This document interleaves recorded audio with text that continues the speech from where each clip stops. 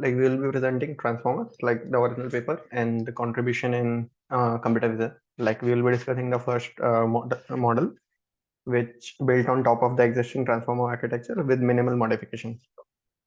So that's the agenda we will be discussing today. We will also see how these are different from CNNs. So we will have a quick go through of the CNNs also. So yeah, these are the things we will be covering, like neural networks and CNN. And moving on from there, like there is one important point to mention is the limitations of CNN. Like during the discussion when we discussed about this AlexNet, which was the first CNN proposed for like ImageNet dataset. So we have already seen that okay, this inductive bias of CNN, that okay, data is especially local and all. So it has helped, but it is also an issue that we'll see. We'll discuss what is transformer model, which comes from the paper by Vaswani and their team. So it is attention is all you need. Then we will be discussing briefly around vision transformer, which is built on top, not only on top of the transformer architecture, but like some modifications from the BERT paper itself. So we will be briefly covering that. And then we will discuss the limits and the convolutional behavior of vision transformer, because like they have said that okay, there is no inductive bias, there are no convolution, but yet there are some. And some brief discussion we will also do around like what are the future directions. Like I have only read till the vision transformer paper, but there are one or two things certainly you can see that okay, the training of ViT and the architectures are quite different from CNN itself. So before moving, like I just wanted to ask, like, has anyone of you gone through the transformer or like original transformer paper itself?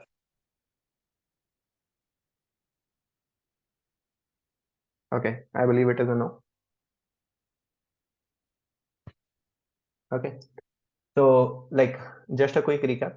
So fully connected neural networks were always difficult to train, and reason being the like they didn't utilize the spatial locality and the stationary tests within the images.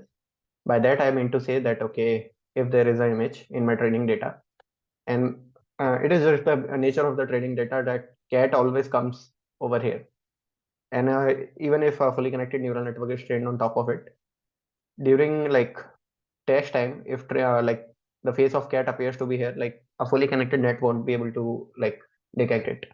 The only benefit which comes from the convolutional neural nets is that the convolution operation learn the same features across the entire different locations.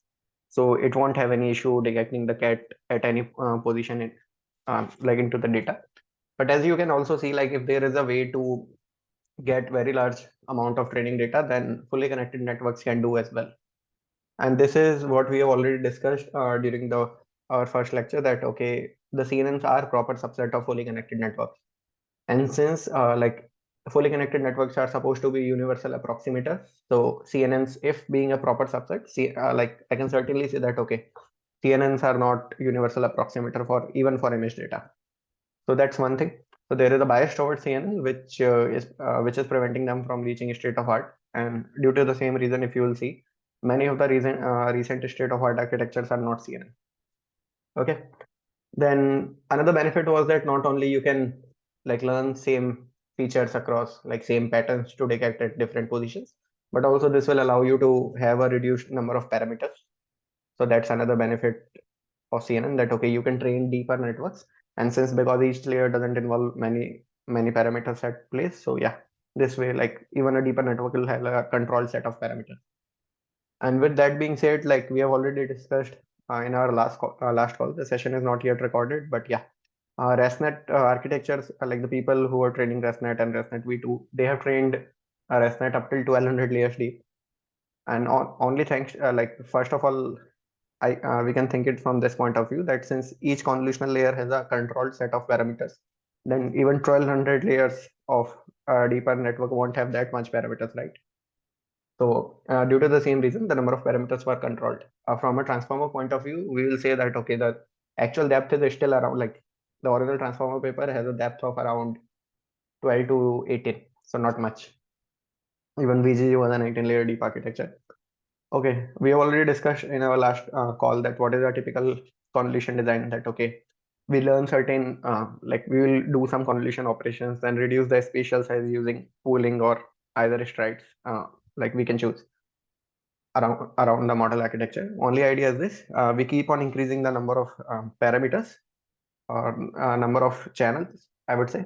not parameters, and keep on reducing the size, like a spatial size of the image. So as you can see that number of channels over here are far less compared to the number of channels here, but the spatial size here is large compared to this. And only idea, just one thing from the last like discussion is that suppose I have a spatial size of let's say that okay, my height and width are equal, so let's take this to be h, and this is my number of input channels, and this is my number of output channels. Then the only idea in VGG and many architectures which follows it is that the number of compute across each layer should be same, or number of parameters should be same. So when they are doing max pool, they are reducing this thing by 2. So what they are trying to do is like they typically increase the channels by 2 and number of input channels by 2. So that's one common like principle around designing these networks. Moving forward from here, like let's discuss what are the some of the limitations of our CNN. So this won't require any of the knowledge of modern convolutional neural network architecture. Only thing is the basic knowledge would suffice. So I can say that okay, due to the inductive bias of CNN, let's say what is the inductive bias. So inductive bias was the same thing that okay, if this like this is an image and I want to detect a cat, then many of the feature will lie in a close neighborhood. That okay, my eyes should be here and mouth should be here, something like that. Doesn't look like a cat, but okay. So that this is a bias, but we'll see like in some way, and also referencing one of the paper that why this bias could have hurt it. So first of all, like as you can see, like I'm doing a convolution operation. So this like this convolutional kernel would be slided across this direction, then shifted one position down, and same will go. Only thing is, let's try to see this from a 1D perspective. Let's suppose this is my image, the size of the image, and I am using a 3 by 3 kernel. Okay, this is my kernel size. So why when I'm applying this kernel, the output size I will get would be slightly smaller than that. Okay, then another kernel, the size would again be dropped, right? And the same follows. So this is clear to everyone, I guess. Is it okay? Cool. So only thing is that if you can see that if there is a position over here and there like this value and there is another value, like let's mark it, and there is another value here. So these can be captured by this convolutional like kernel itself. But if I had to consider that okay, this position against a position which is here, so these values won't ever interact, like at least in the early layers. Like it will take you like some of more like convolution operations. You will keep on reducing the spatial size. So after some point of time, like this information will come from here. Let's say it goes like that, and this information say it comes from here. So might be the case that at this point of time, these two values can interact. So the limitation is that two positions, like the number of layers required for the interaction among two positions is linear in distance of position. Like the positions which are far from each other, they will require more layers so before they can interact. Okay, and this can like this is typically linear if we are not using any max pooling or something. But even if you are using a pooling, this will be a logarithmic thing, not a like constant one. And considering the image size, which is like say a typical high resolution image of 512, that's not a high resolution. So, but like the ImageNet images were 224, so I'm just taking this to be a good number. Then like if I'll take log 2 of that, it will come out to be 9. So I'll typically need 9 layers before these values can interact. Or even if I'm using a 3 by 3 kernel, so I can subtract that thing over here. So approximately like 9 to 6, but yeah, definitely more than 3, 4 layers. And why it could be a bad idea, like why do we need an early interaction? So let me explain it this way, that there is an image. Okay, I wanted to create a missile classifier. Let's say we are working on a defense application and we wanted to classify whether there are rockets or missiles into this night sky or say day sky. Okay, so as you can see that okay, this is an image.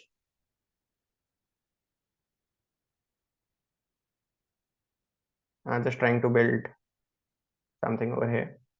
Okay, so like there can be some layers, like say first or second convolutional layer, which have like captured this information that okay, I have a head of a rocket over here. And the same, like some other channels into first or second layer can capture this information that, okay, some patterns relating to tail are over there. Then these two information along with the some of the direction or some information that, okay, if these two are present, I can certainly say that, okay, it is a rocket. It can be the case that like this pointed structure might be present into some birds or airplanes also. But yeah, so like what I would say in this context is that, um, and there is also a good paper around that, which I have not highlighted this in this manner, but yeah, I believe the reasons are pretty same. Like what happens actually is that you have a like for all like for our entire this neural network, the only thing which we are like forcing the network is to discriminate the objects across different classes. So with that being said, I can say that, okay, the only goal of a neural network is to learn features which are good at discriminating among different classes. So what if I can just use this head or this tail information of a rocket to classify that it is a rocket? Okay, and there is a good example for that also. There is one paper which is like I'll mention the name, but it is something like ImageNet trained models are biased towards texture. So by texture, I mean to say that, okay, this like certainly you can see that this image is it belongs to an Indian elephant because the texture of this image is corresponds to the like how a skin of an elephant look like. Certainly, the second image over here is a Toby cat. Okay, and like no one will have any issue recognizing it. What author does is like they use the style gain, like which is neural style transfer. So what they have done using it is that they have filled the outline of a cat with the texture of an elephant. So certainly, if I'll propose this image to any of the human observer, the first comment would be a cat, not an elephant, right? Because like hardly anyone would like connect these kind of patterns which are there in this image with elephant.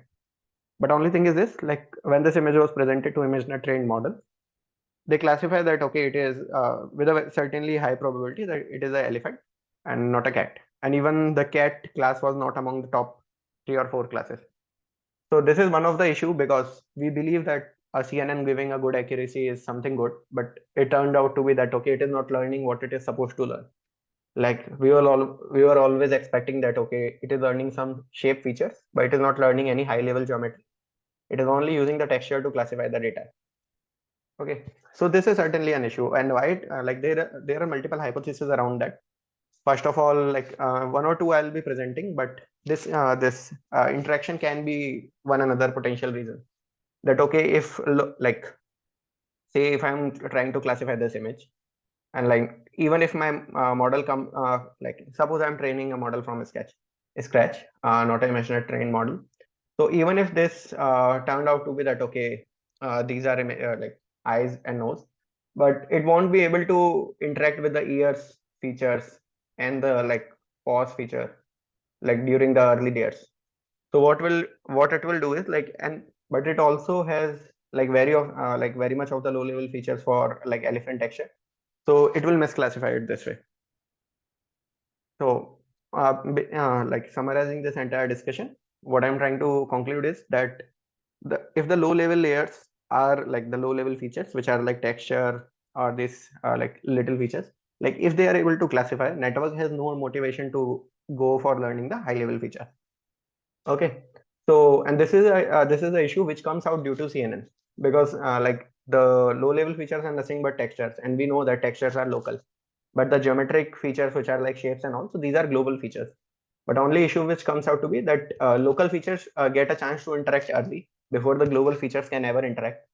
And if the local feature interaction is sufficient for the classification, then network will never learn the like global features, right? Are you people getting it? Just to say, okay. So like let's see from a ResNet point of view the same thing. So suppose this is my information flow, and these are my residual blocks. So what will happen is that like suppose here comes my cat image. These will these set of layers will learn, say, okay, this cat has hair, or say this cat has eyes, this cat has a cat like nails. Okay, and this information is going to flow across the entire network, right? Because I have a ResNet.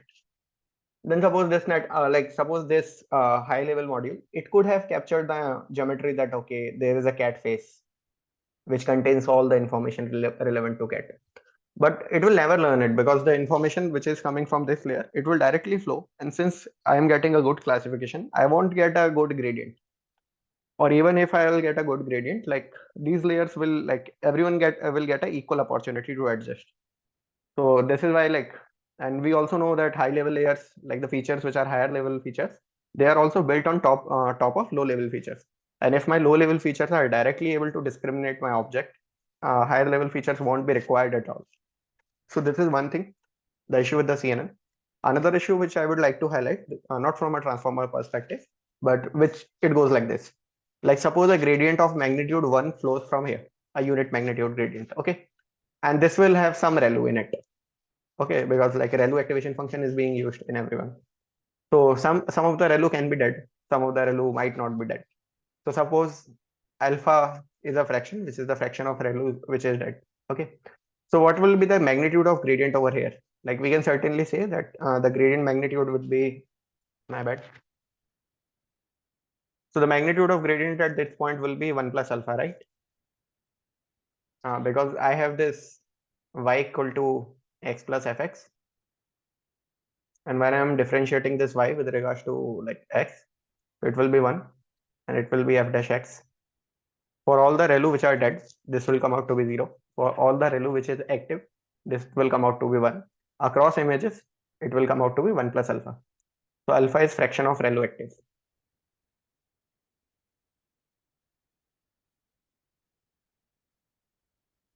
So what will happen to this layer? Like this will, like assuming the similar fraction of ReLU active, and certainly this will not be the case. This will get a gradient of 1 plus alpha square, even for a like very little value of alpha. And like like ideally we are assuming that significant proportion of alpha close to 1. Like we don't want dead ReLU either, right? So in that scenario, our layer which is at depth d, okay, it will get depth from the output layer. So it will get a gradient of like approximately 1 plus alpha raised to the power d. What will happen is like this will assign higher gradient to the lower layers and a lesser gradient to the higher layers. And this is also one of the reasons that, okay, this earlier layers will get a higher gradient, so they will learn faster compared to the like high level layers. This is another point of view why low level layers might be getting learned first, like they are like adjusting their representations and not the high level layers. And like using a simple optimizer which is like SGD, it won't help because like SGD never adjusts learning rates, right? Like it uses a constant learning rate. If you would have to ask me like a variable learning rate optimizer, so it is ADAM, which is like adaptive learning rate momentum. Okay, so we will discuss sometime this in detail. But yeah, like in many of the recent CNN literature, it is shown that the ADAM trained models are more generalizable, more better for transfer learning compared to the SGD trained model. Not only they train fast, but they transfer better. And this can be one of the potential reasons. So I have listed two reasons over here why low level features are like more common in CNNs compared to high level features. First is the interaction, and the second is the gradient flow, and also the optimizer. There is another reason, and I would like if anyone can guess it. But just to simply summarize it, that like suppose this is your image in one layer, and after max pooling, this is your image, right? Which will be the case because the spatial dimensions are reducing. And I'm just making this 1D representations. Certainly these images are 2D. So I'm just taking one axis out of it. So if I'm using a 3 by 3 kernel, and this has a size n, this has a size n by 2. So like it will convolve for this layer, like supposing a kernel size of k. So this will convolve for n minus k plus 1 times. But for this, it will convolve for n minus 2 minus k plus 1 times. So certainly you see that, okay, we will get more intermediate data points for like the layers which have large images, which will always be the low level layers. So there are three motivations till now. First of all, high level and global features won't get get a chance to interact in the early layers. Second is low level layers will get more data to train on. And third is like low level layers also get a higher gradient, at least when you are using a SGD optimizer. So this is a basic idea that okay, why CNNs are limited in terms of data, and CNNs are only good as far as you have a limited amount of data to train. So is it clear to everyone, or is there anything that I need to reiterate over?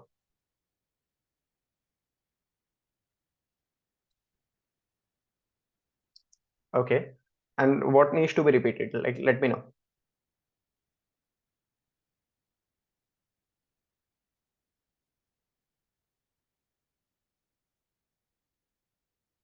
Okay. Uh, okay. So like you might have to look into the backpropagation algorithm. I'll be explaining that into next session as well because this is crucial and like that needs to be not memorized, but we need to understand this. Only thing is like there is a gradient of cost with respect to input, right? This is what I want. Like cost is at this end and input is at this end. So this gradient, like the gradient with respect to the output. So my output, say my output is y. So this is my output actually, and like I'll also have a actual value corresponding to it. So say it is y minus t. So t is my target label, y is my prediction of a neural network. And suppose I am just using a simpler MSE loss function. So my gradient would be this 2y minus t, right? Okay. So now only thing is like if you can see that across different like say I am using a softmax and I have like 4 classes. So this t will be like 1 in either of these and 0 for rest of this. Okay. So I can what I can do is I can average out this t to be 1 by n being the number of classes.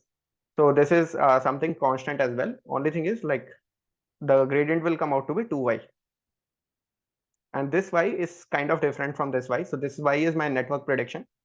Only thing is now I can adjust the weights of this block, but I also need to calculate gradient at this point with respect to the input, like this one. Like now y was here, right? Then like say say it is y. Suppose the output which was here from the neural network, say it is z. The output from neural network here, which is w.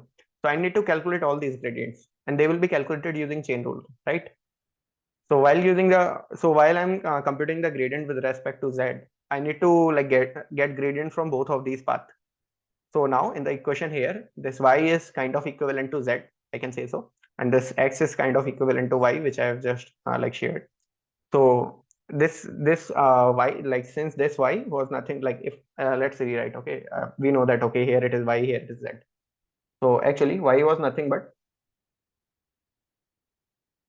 y was actually z plus fz. Okay, so now the gradient with respect to like suppose if I wanted to get the gradient of cost function with respect to dz, it would be nothing but it would be gradient of cost with respect to y, which I already know at this point. Okay, and multiplied by gradient of y with respect to gradient of z. Just a simple chain rule. We already know this because this is just the gradient of cost function. Now we wanted to know this dy over dz. So since y is okay, y is this, so the dy over dz, it would be 1 plus f dash z. Clear around that? Only thing is now let's to try a deep dive into this. What is this f dash z? And the output of this layer was z, right? The output at this point was z. We have like shown this. So what will happen is like this z will go through a transformation which is w z followed by a relu. Okay, now this f dash z, if I had to write it, so it would be like, and suppose this relu is my activation function, which is a.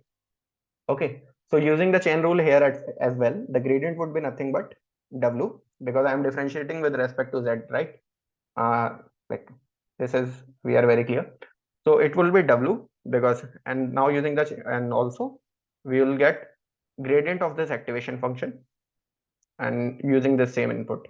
Only thing is the gradient of activation function, which is relu, it might go 0 for some of the input data, not for all images. Like suppose I have 32 images in my batch. For say 16 images, the gradient was 0. For 16 images, the gradient would be 1. No issues with that, right? Because ReLU will either throw a gradient of 0 or 1. And let's suppose these weight values are normalized. And just for simplicity, suppose this unit, this W has a unit norm. So this won't also be an issue. So only thing is, like, say suppose for 16 images, the gradient was not okay. Let's write it this way. So for 16 images, the gradient was 1, which is active ReLU, and for 16 images, the gradient was 0.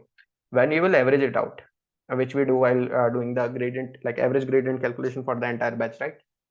Before the like parameter adjustment. So it would come out to be 0.5. And this 0.5 is nothing but the alpha which I was referring to. Okay, clear? So yeah, lower layers have more number of data. They get a stronger gradient, and like local features can interact early. And if that can do a good classification, high level representation will never be like captured by the network itself. So this is a limitation of CNN. And there is a popular theorem which is no free lunch theorem. And I'm like I need to recall like who gave this name, but it commonly states that until unless you know the behavior of data and your target labels, you cannot say that one machine learning model is better over the other. Okay, so same goes over here. Using the image classification, like until unless I know what is going on in the image classification problems and what is the nature of my images, I cannot say that a CNN is actually better in theory, at least from a fully connected network. Certainly, if I have very limited data, CNN would be a better choice because it won't overfit and it can learn like shared parameters, like shared features across different locations. But that might not be a good idea. Like if you can have almost infinite amount of data, then a fully connected network might do equally well.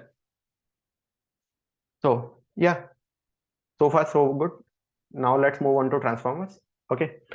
And like just to mention before we go deep into this discussions what transformer is and their architecture and all, I won't be discussing transformer from an NLP perspective because we'll soon be starting the NLP threads, and we might reiterate some of these concepts over there as well. Okay. And just one thing, these transformer models actually perform well for NLP as well as vision, only under two conditions. First of all, they need good amount of compute, and they also need a large amount of data because they are kind of similar to fully connected networks. And this is our basic understanding that for training a fully connected network, we will need a lot of data. Okay. So if you are ever working in a limited data scenario, don't like never try to train a transformer from scratch. Like I cannot say like advise that. So now, what is a transformer model? Let's just to discuss that. Like there is NLP sequence, right? There are tokens.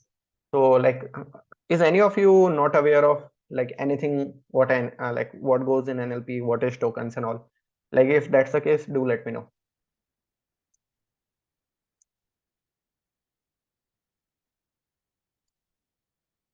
Or shall I proceed?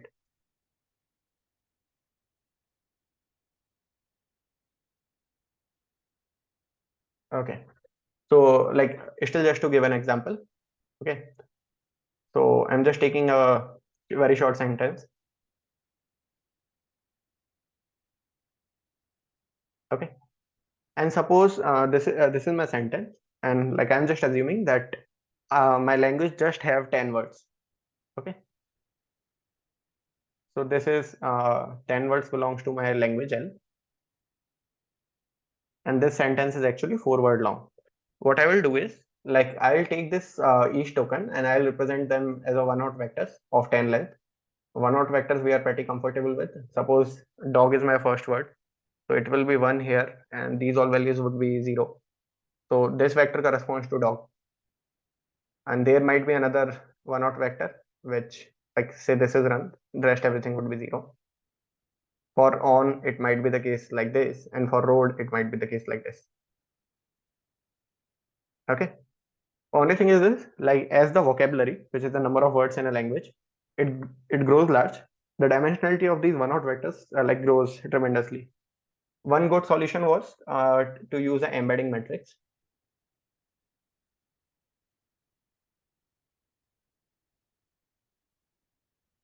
So what this embedding matrix would do is like it will take your like let me draw it this way. Okay. So like suppose this is your vocabulary and like say vocab. So which is nothing but number of words in my language. and so suppose the size of vocabulary is capital V. Okay, so this matrix would be would have like V rows, and suppose there is a dimension, low dimensional space where I want to project these words. Suppose this dimension is D, and I can take an arbitrary choice of 5 and 2, just taking a random choice. So this matrix would be of size B by D, and whenever I get a like one out factor, say corresponding to dog, okay, so the dog vector, as I discussed, it would have first entry as 0, like first entry is 1, rest everything is 0. So upon multiplying, let's first see if the multiplication is consistent or not. Okay, it shouldn't be this way. Okay, I either I can do a transpose of this vector, because like number of rows and columns need to be consistent. So okay, only thing is that this vector, which we have drawn here by mistake actually, this 512 dimensional vector will correspond to the dog. Okay, and say suppose for road, this last, because it is the last, like last entry is 1. So this last vector, 512 dimensional vector, this will correspond to road, and this will, as discussed, it will correspond to say dog. Okay, so this is the role of an embedding matrix. So the same you can see over here, the input and outputs. These are the input and output embedding matrix. No worries with that. So we have covered this so far. Only thing is, like even after like projecting these vectors into a low dimensional space, one idea which was popular in sequence processing and NLP is to use a recurrent neural network. In recurrent neural network, what we do is like this is a very basic idea of recurrent neural network. That okay, this is my input, this is my output, and also it has a self loop. Okay, and this is the simplest idea that okay, whatever would be my output, it can be a state, it can be the same output as well. Using a simple recurrent neural network RNN, the same output would be the input as well. Okay, initialized to 0 for the very first word. And in model like some advanced RNN variants like LSTM and all or GRU, the state vector is like computed separately, which goes as a feedback loop, and the output vector is computed separately. Only one issue which you can certainly see here is that these models are like sequential in length of sequence, because they will take the first token first. So suppose they will take dog, then they will take runs, then they will take on, and then they will process the road. And certainly there is one issue: if this length grows large for a single example, certainly you can take multiple examples, and that can be like divided across different cores of a GPU. But suppose each sequence is quite long, then RNN processing goes very slow. So that's one issue, and people try to mitigate it using the CNNs. So there is a popular architecture like commonly used before transform, which was CNN LSTM. So in this kind of architecture, like LSTM is just a variant of RNN, a better variant, which doesn't have these, like has a very low vanishing and exploding gradient issue. So what people have done is that okay, the long sequence is a problem for LSTM. Can we make the sequence short? And how we can make the sequence short is, let's use some CNN layers and apply some poolings. And like as we have seen into the image background, that applying some convolution and pooling, and if the same process continues, that okay, convo pooling, the length or the spatial dimension of the input, it reduces. And once it is sufficiently small enough, then we can feed it to LSTM. So this was kind of a hack around, but still, like we have already seen that there is one issue with the CNN itself, that the nearby tokens or the nearby like activities, they get a chance to interact early on. So what the transformer paper does is like, they entirely replace the CNN and RNN modules with the self-attention. We will be discussing shortly what self-attention is in this encoder decoder mechanism. So this is the architecture of encoder decoder. This is a self-attention, okay, which we also call like we will call it as a scaled dot product attention. Okay, and this is what this is an extension of this scale dot product attention, which is multi-headed self-attention. Okay, we'll shortly be discussing what these things are. Only thing is, they are kind of dense network. So all you are doing is simple matrix multiplication. The matrices definitely they would be large enough. Like they will like the dimension, the number of rows and number of columns in these matrices would be large. But yeah, like we won't have this sequence issues and the issue which is coming from the CNN itself. That okay, I don't want slow networks. thanks to the like RNN kind of network. And I also don't want the inductive bias of CNN. Okay. So, and just one example, one NLP example, like why do we want that? Okay, all tokens might interact with all other tokens. Let's take it a very basic example. That suppose the sentence goes like this: like a dog is walking on a road without his owner. I'm just like saying the sentence, not writing it. He saw a fast running car, and he was very afraid. And the dash dies. Like there was a terrible accident, and the dash dies. So this dash is what a dash is what you need to fill. Only thing is, certainly from this statement, I can see that the only personality which could get involved into this accident and the individual which might have died is the dog.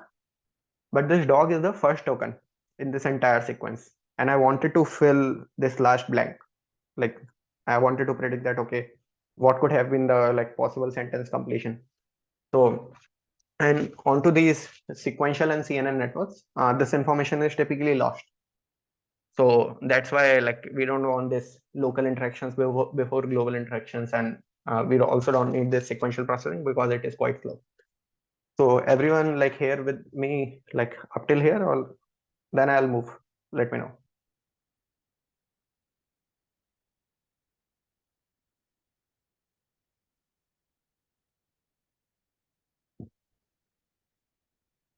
Are we going good or not? Okay. So like transformer allows like the only property crucial to transformer is they allow for constant number of operations to relate, which is like you don't need the order of n or order of log n operations before two any like activity at any two positions can interact. And this also enables training very large models. Okay. And like like we will soon discuss what multi-head attention is, what is the role, and there are some concepts which I would like to get everyone involved into. Let's see first what is a scale dot product attention. Okay. And this formulation of attention, which is computed using these three vectors, which is q, k, v, and like it actually goes like this. So it is kind of like intriguing because like the original paper, they lacks at least some of the intermediate explanation that should have been given. Let me give you an idea. So suppose um, this is my vector, and I want my first token and my last token to interact. Okay. So how it will happen is like this is my original vector. Let's say this is my vector v. Okay. So what I'll do, like I'll multiply this with a matrix. And suppose I want a transformed vector in which these two values are multiplied together. Like this is my value at location I, this is my value at location j. What should be the entries of this metric?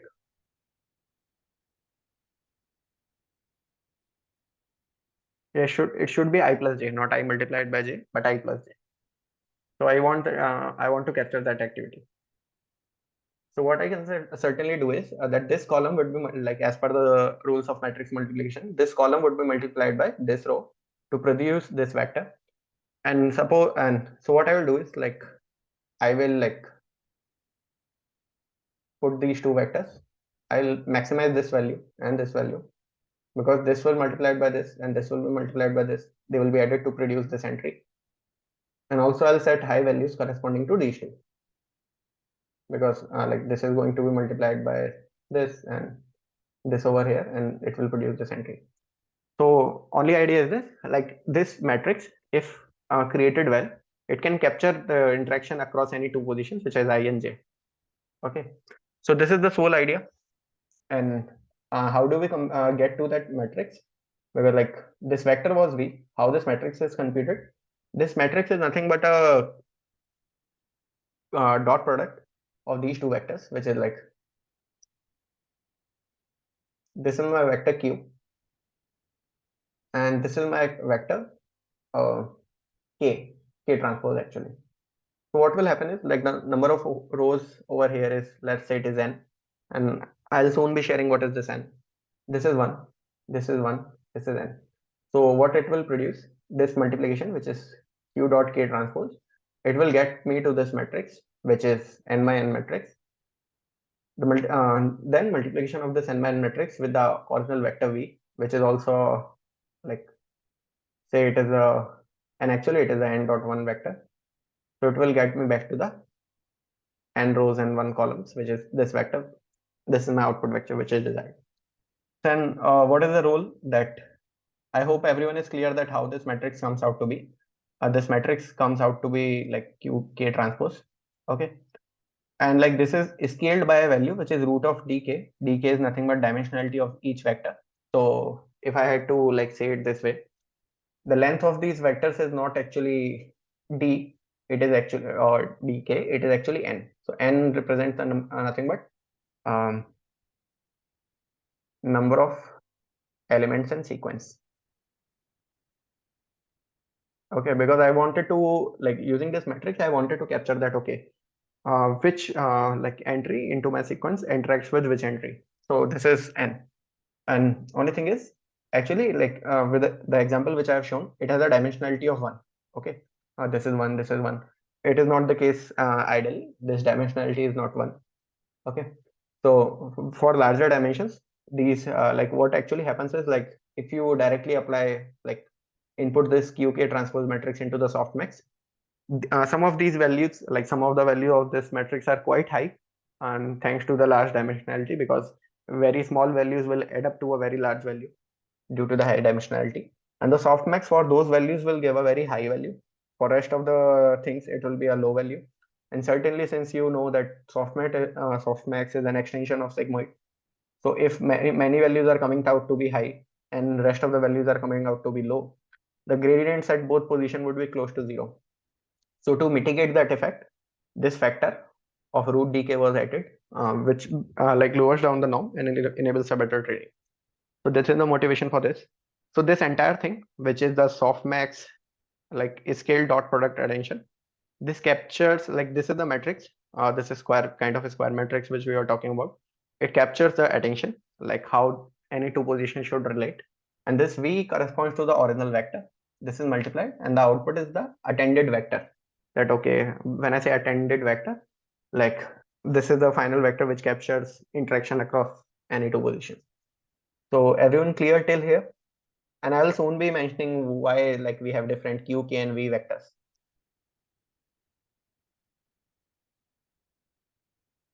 Shall we move? Okay. So just one thing before we go forward is that, okay, the complexity would nothing be like if you think in terms of matrix multiplication. So matrix multiplication has a complexity of n square. Okay, and like since each entry is itself a d-dimensional vector, so the complexity of this operation would be order of n squared dot d, and it is quadratic in terms of n, so we don't want large values of n. Okay, but we can't also control that because the n comes from the data. And like, so this is for like transformers. In terms of RNN, if I had to think, RNN has n number of like elements in the sequence, and they will process them sequentially. So certainly the complexity would be linear in terms of n. Hmm. Yeah, sure. Yeah, like, yeah, it will be n square. Let me tell you why. Because I'm multiplying a matrix with a vector. So the dimensionality of matrix is, say, n by n, and I'm multiplying this by n dot one. So the complexity is like in terms of matrix multiplication, if I'm multiplying a b by b c, so the complexity turn out to be abc. Here it will turn out to be n1. Okay, so it is n square. So, and since RNN process things sequentially, so it would be linear in terms of n, but it will be multiplying these d-dimensional vectors. Okay, and we'll go into RNN sometime later. But since these two d-dimensional vectors are being multiplied together, and like, so there is a matrix involved over there as well. The complexity for a RNN comes out to be n d square. Okay, so it is linear in terms of length, but it is like quadratic in terms of dimensionality. Just to mention that, okay, these are the complexity differences. Now, what comes is that this whatever I have described so far, it is actually the scale dot product attention. So now we know that, okay, this is the dot product. Okay, then this is the scaling factor by scale terms, And since whatever I'm calculating, it is attention, so here comes the name HDPA. Okay, and this is what we are doing over here, the QKV matrix. So Q and K goes first, and it is kind of K transpose. Okay, there is a matrix multiplication, then comes the scaling. Then masking is something relevant to NLP, so I will be skipping that part. And the masking actually goes for the decoder. And like originally, the transformer were designed on a language translation task, which is English to German. Okay, and like I'll be discussing in brief what is masking. After that, we apply a softmax, and we do this final matrix multiplication with V, and we get the like final vector. Okay. Now let's look at before we go into what is multi-headed self-attention, let's look this way. This is my say like these architectures. So this is also a modular architecture, like this part over here, like before this data goes. So this is what we call as encoder, and this part like everything which is taking this part, and this also involved masking and all. This is also shifted right. So we won't be covering that for now. So this is what we call as decoder. Okay, so focusing ourselves onto the encoder for now, because we don't have a translation task. We'll just be focusing this from image classification point of view. Suppose this multi-head attention is not even a multi-head attention, it is just a scale dot product attention, which we have discussed so far. There is a skip connection, right? And the original paper, like the transformer paper, mentions that this escape connection, it is quite common in ResNet and many of these kind of architectures, hence we are using it. Can some of you guess like what could be the potential motivation using this scoop connection, like beyond the vanish like this the original ResNet proposal?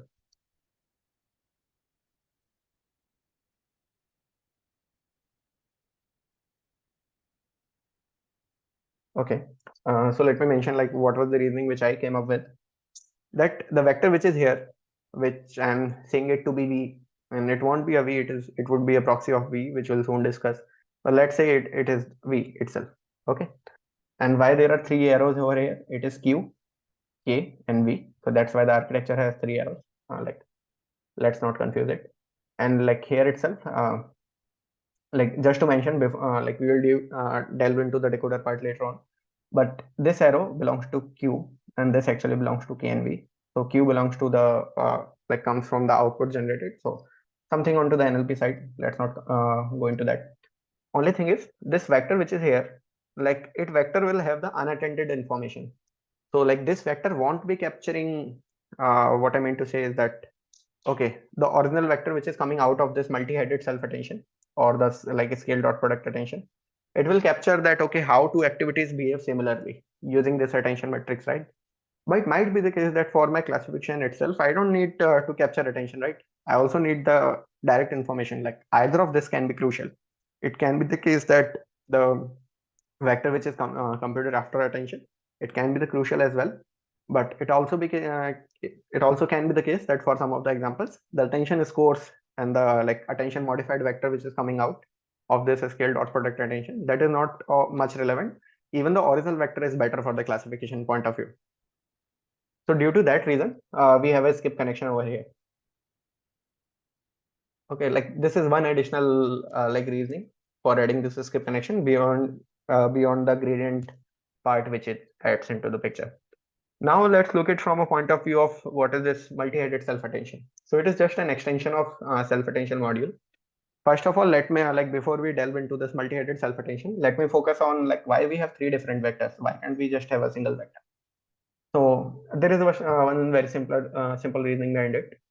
That let's think it this way: a vector like the original vector V, okay, and the matrix like the final matrix which I am computing is using this Q dot K transpose. Okay, it like it might be desired that okay, let me come up with an example for that. Okay, so the attention scores which needs to be assigned for any of the index, it might be different from the actual activity at that index itself. So let's say that, okay, this is my original vector, this value is 2, this value is 3, then this value, say it is 1. So if I'm using the same vector for attention matrix calculation as well, So what will happen is that, like, suppose this for these two locations, like let's mark this location I, this location as j, this location as k. So for I and k, the intensity would be proportional to 6. For I and j, the intensity would be proportional to 2. And for j and k, the intensity within that softmax matrix, like before the softmax at least, the intensity would be proportional to 3. Might be the case that I don't need it. What I actually require that every of this value should be 1. So in that case, the original vector won't help. Okay. So these q and k transpose vectors should be like calculated separately as well. So that's the only like basic reasoning around why we have 3 separate vectors. Now looking into like, is this part clear?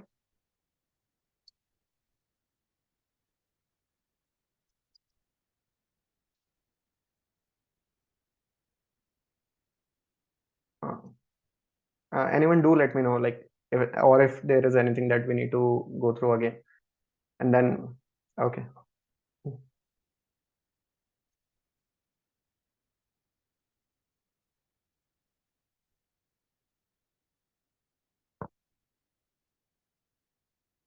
Yeah, like certainly I also have this idea that it is kind of different from self-attention. Okay, they are naming this in terms of self-attention, that okay, the sequence is attentive to itself. Okay, but there is another popular idea in the literature which says that okay, if I'm taking information from two different positions, it is cross attention, and if I'm taking position from just my output, it is self-attention. So one popular idea which we'll discuss is also CNN architecture, which is CNET. Okay, okay. So it is SENet, which is squeeze and excite network. Their idea was quite simple as well. That okay, if these are my 4 channels, okay, the output channels which I have like produced for my image, and what I will do is, like, I will do a global average pooling, so I'll get a vector of length 4, no doubt about that. I will like fed this 4 length vector into a fully connected network, and it would be a small network, no worries.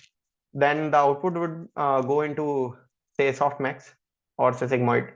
They were actually using sigmoid, so let's take this as a sigmoid. This is a popular sigmoid symbol for sigmoid, so no issues with that. And the output of this sigmoid will be multiplied like back.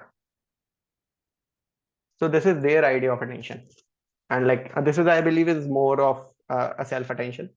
And like, because like all they are doing is like they are like magnifying the output of some of the channels in the CNN and diminishing the others, okay, based upon their activity.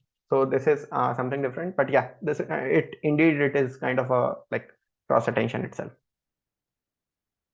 So now let's look at it from a multi-edit self-attention point of view, because it is an important building block. So why we have something of that sort? Let's this way. So first of all, like, as you can see, the V, K, and Q vectors, or Q, K, V vectors, they first go through a linear projection layer. So you might see some different layers, but actually it is just a matrix. So let's think it from this point of view. So, like, this is H, right? H is number of heads. So for simplicity, let's take H to be 2. Okay. So now my vector, which is n dot one dimensional vector, this one. So what I will do is, like, I'll multiply this. So, and the role of these linear projections not only is to like produce two different vectors, but another idea is to reduce the dimensionality. So suppose this is my dimensionality d, which comes like into the paper, it is mentioned to be 512. Okay. And so what I'm trying to do here is, like, let's take a matrix, and this like, it will have a size, n is the length of sequence, right? Okay. My bad. The matrix won't be at this side. Matrix would be at this side, and this will have a size of say d dot d by 2. Okay, so what this matrix multiplication would produce is, it will produce another vector which is of size n dot d by 2, and this is for one self attention head. I will have a similar matrix which will give me another vector of dimensionality n and d by 2. So n is the length of vector, which corresponds to the number of sequence, and d corresponds to the dimension. Okay. So what I'm doing is, like, each of this matrix is doing nothing but it is projecting this vector into a low dimensional space.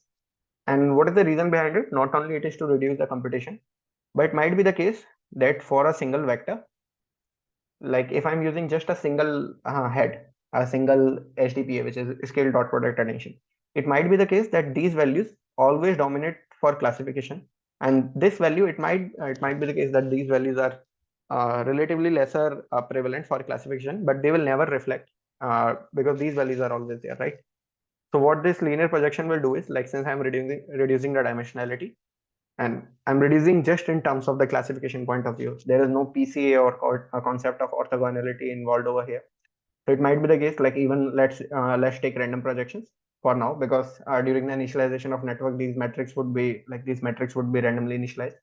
So for some of the random projections in this low dimensional space, some or say, like, suppose this low dimensional projection has nothing but slicing. So the one vector which would be produced will be this, and the another vector will be produced this. So now this way you can utilize information from different part of your vector, and no information will dominate over other. So this is another motivation why we have multiple heads. Not only it is to reduce the computation, but in terms of that, you learn information from different dimensionality, not different positions. All positions are being taken care of into each of this attention head, but the different dimensionality would be used. So that's the sole idea. So, and like the compute complexity of this single like scale dot product attention is similar to the multi-headed self attention, and the very basic principle that here we have a complexity of n square d. Here we will have a complexity of n square dot d by, say, reduction factor r, and the entire thing would be multiplied by h, because h is my number of heads, right? And if I'll ask you that what should be the ideal value of R, certainly to keep these two compute complexity similar, you can take R equal to H. And this is what paper has used. Within paper, you will find that, okay, D is 512, then is H is 8. And due to the same factor, that the dimensionality which, like the low dimensional space onto which these linear projection layers project onto, that dimensionality is actually 64, which is nothing but D by R, or I can say D by H. So everyone clear up till here?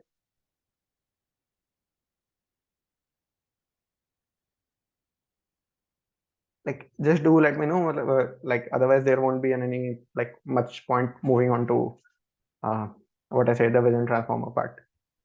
And certainly I am escaping like many of the things relevant to the, like, what is a positional encoding and how a decoder works in an autoregressive manner. So that we might cover sometime later when we'll be discussing it in a context of NLP. Because, like, from a vision point of view, there is no sequence to sequence translation problem. So yeah, that's not an important discussion for now. So everyone clear till here or not?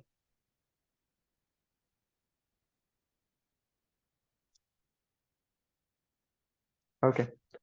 So like, this is actually one of the slide which is quite intensive in terms of discussion. Vision transformer paper does absolutely nothing, and it is almost nothing. Let me tell you this way.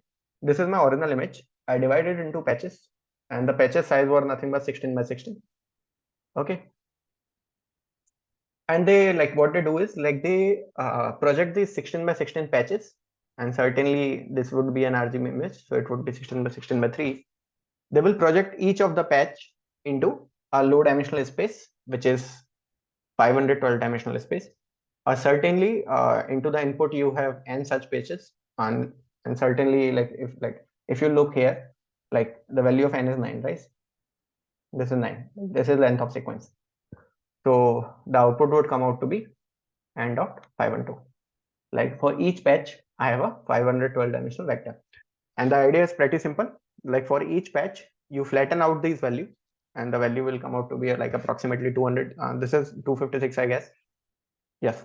And so 256 into 3, whatever it is, 768, I believe it to be. So yeah, the 768 dimensional vector was projected in a 512 dimensional vector. And then the encoder of this transformer architecture was applied. And the output corresponds to the, like, first value. It goes into a multi-layer perceptron, which is nothing but a fully connected unit, and it was used for a classification perspective.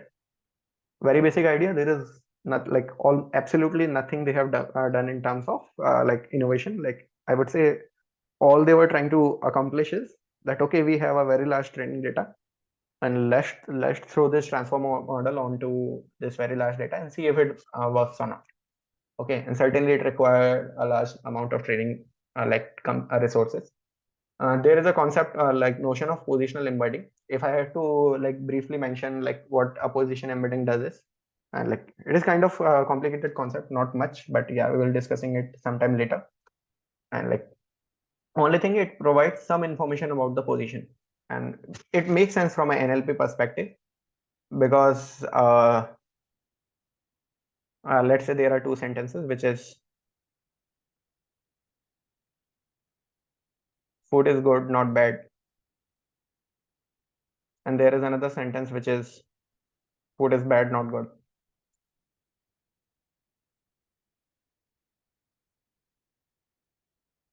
So certainly positions of these value matter because not bad and not good doesn't make the same thing, and also good and bad also doesn't make the same thing.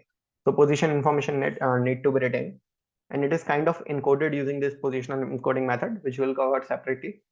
From an image perspective, this positional encoding also assigns some information that okay, this patch comes first, and then this comes patch, like this patch is there, and then so on. Only thing is like within patch, which pixel comes before or which pixel is neighbor to which pixel, that information will be actually destroyed. Okay, when you are flattening this and projecting it into a low dimensional thing. Then one thing which I need to highlight that not only they are using the positional embedding, but there is a this what I say is like there is extra learnable embedding which corresponds to the class token. So what I can say in terms of this is like suppose you have a like because encoder will be doing this self attention and everything. So what I can simply do is like I can take a vector which is all one, this 512 dimensional vector which is all one. So like the dimensionality is 512, and every value is like it is a unit vector. When I say unit vector, it is a vector of ones, not a vector of length one. Okay, so it is a vector of ones. Okay, and the output corresponding to this vector, because it will have all the information from different patches, that would be used as a like into the fully connected neural network on top, and it typically uses a hidden layer or sometimes directly the output classification layer, and a softmax and a typical classification flow is on top of this. So yeah, uh, so images patches were embedded into low dimensional space. As mentioned, we have discussed it. Okay. Encoder only, which is also used in the BERT paper. So BERT paper is also bidirectional encoder representation, something of that sort. But yeah. So this is used for classification, and a simple MLP classifier was used on top, which we have discussed. A single hidden layer was used for pre-training only because they have trained on a large pre-training data set. And for classification or say transfer learning, they utilized like a non-hidden layer fully connected neural network on top. Like here you will all just have output classification layer. So this model actually like we can refer it to sometime later that uh, this vision transformer paper was nothing but it was absolutely the like what I say the transformer architecture applied in it in a BERT fashion. But it was pre-trained on two dataset, which is ImageNet-21k and JFT-300M. 300M, like this dataset is internal to Google. This is not a public dataset. Okay. And as the name implies, it has 300 million images into it.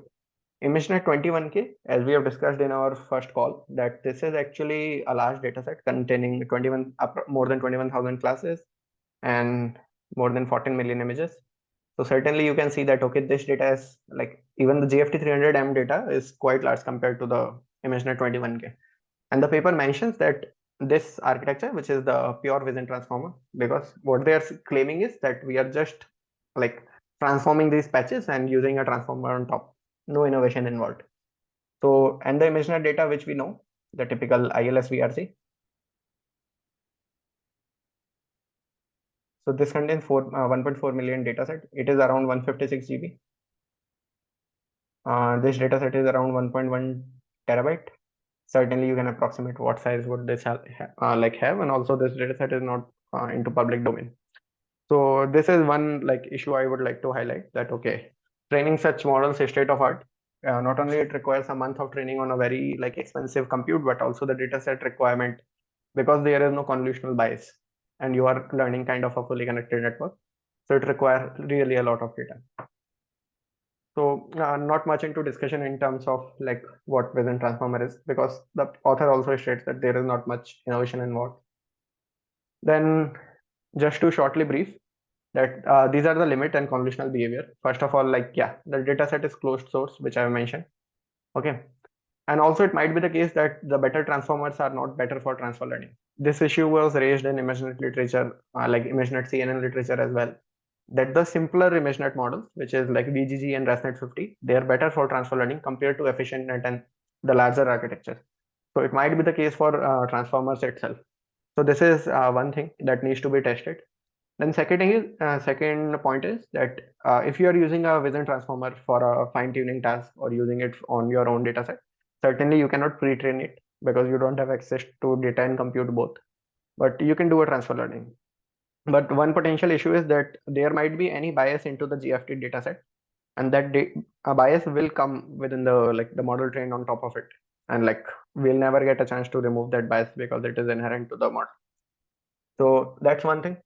Then another thing mentioned from the paper is that the experiment setup of this ViT was more sensitive on the training hyperparameters. Hyperparameters like the best size of this network was 4096, pretty large, because the best size which we have seen for CNN, it is typically 128 or 512. So certainly it is 8 times more. Okay, and the settings like the training schedule was sensitive to this best size. Also, the weight decay which they have used. So weight decay is to regularize the model. So this is 0.1, and which is again like very high because the ResNet models have a weight decay of 10 raised to the power -5. So certainly it is four order of magnitudes higher, and with which I can say that okay, these kind of models are more prone to overfitting. And certainly since these are fully connected networks, they are more prone to overfitting. The network was also prone to the warm up and learning rate schedule. And the ideal learning rate schedule which they have used is they have set it a baseline learning rate. They increased it at first and then they decreased it. Okay, so this is quite a popular learning rate schedule, and but so this part is what we call as warm-up training. So exact learning rate values and all, you can refer to the paper, no worries with that.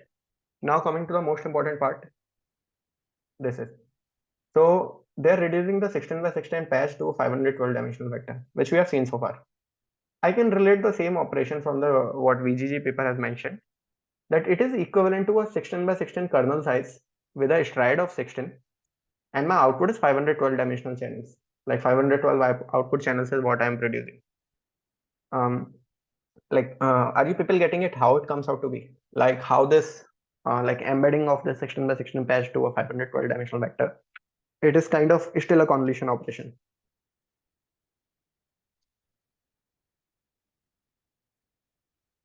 Let me reiterate a bit about this.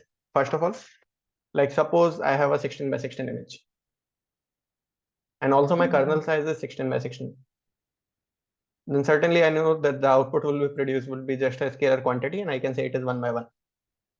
So this goes, and since I have a very large image which have different patches, and for each patch I am doing the same. So suppose I have this image which has 16 by 16 patch, and what I'm doing is I'm doing a convolution of 16 by 16 here, then I'm doing another here, because I'm just producing a single value. So it is nothing but a kind of still a convolution operation, and I'll be producing 9 values out of it, right? So and 5, like what is 512, like in terms of, I would say, yeah, allow me for a moment.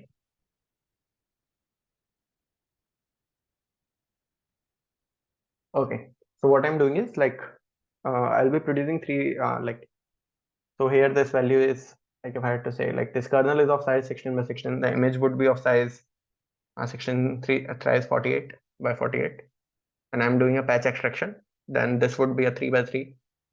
Okay, and since I'm extracting 500, like I'm doing a 512 dimensional like projection, so I will get 512 such channels, and then I will be flattening this thing, like flattening each of these individual values. So it is still kind of a convolution operation. And paper also mentions that the transfer learning performance was also sensitive to this patch size, which is 16 by 16. So the author says that okay, if you are using a transfer learning, use a smaller patch, which is say use a 8 by 8 patch. It will help you in two ways. First of all, it will get you more like number of elements, right? Like suppose this image is say 48 by 48, and using a 16 by 16 patch, you will get 3 by 3. But if you are using a 8 by 8 patch, okay, an 8 by 8 patch, and this is a 16 by 16 patch, so there here you will get 6 by 6. So here you will have 9 entries in your sequence, but here you will have 36 entries in your sequence. So this is one thing which the paper states, but I believe that it is due to the fact because you are using a smaller convolutional kernel. And this is also highlighted into the CNN literature that large kernels were not better.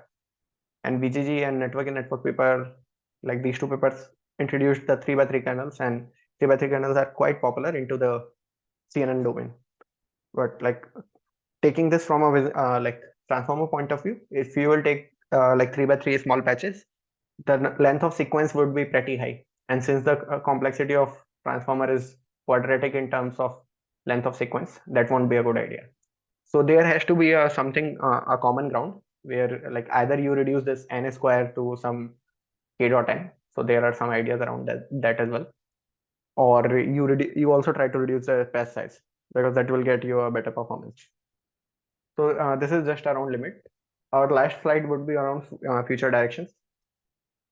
So uh, one thing which we can do is like, can we reduce this n square? And how can we reduce this n square is like, can we like this is like this multiplication gives us an n square size of matrix, right? I'm just ignoring the dimensionality for now. And like computing this matrix has by itself order of n square cost. Then multiplying this thing with a vector, this vector v, it also has an n square cost. What if we can do like we can decompose this matrix using some matrix decomposition and use the like suppose this is actually these are actually two vectors which are being multiplied here, like, and the k is transport. What if I take this v, I take this some vector which is say gamma, then I multiply this with a like a small matrix beta, then I multiply this with another vector alpha, and this thing which is alpha dot beta dot gamma, this is kind of an approximation of q dot k transpose. So this kind of low rank approximation for this matrix can be done, and this will bring the complexity down to like not order of n square dot d, but order of n r square dot d. So there is some work around this. We'll be covering it sometime later. Okay, and what I'm using it, I'm just using a transpose property of like not transitive, but the not transpose, but transitive property of matrix multiplication. That okay, if I have a matrix ABC to multiply, then I can multiply either AB before and then this result with C, or what I can choose to do is like I can multiply this B and C before and this. They are equivalent. Like matrix multiplication is transitive and like associative in nature, not transitive. My bad. So yeah, this can speed up. Only issue is that there has to be a workaround for softmax. Like softmax, as we know that it translates all values in a range of 0 to 1. Can we, without using softmax, do a scaling in a range of 0 to 1? So that can be one idea. So, but yeah, there is some work around that as well. Then what we can do is like, just to highlight another important idea that this is a one paper which we will cover next week. And like, this is which we have covered so far. Like there is no video for that. So this I'll create soon. But yeah, this is a ResNet architecture. This is a multi-branch architecture, which is kind of equivalent in terms of compute. This is what we call as ResNext. So one idea which we will discuss later on sometime is that what we can do is like if like suppose this has 32 different branches or path. What I can do is like if I'm using multi-headed self-attention, what I can do, I can place one head on top of each. Okay. And now you might ask that, okay, we have not discussed CNN and use of CNN to a transformer architecture so far. But what author have done is like, so this is one sort of experiment. So this gray line actually corresponds to the like what I say, the ResNet model, which is ViT. So ViT is another paper which is quite recent. We will be discussing it sometime later into the CNN literature. So as you can see, onto this axis, it reproduce like floating point operations, but not floating point operations. These are exaflops. So number of compute required for the training.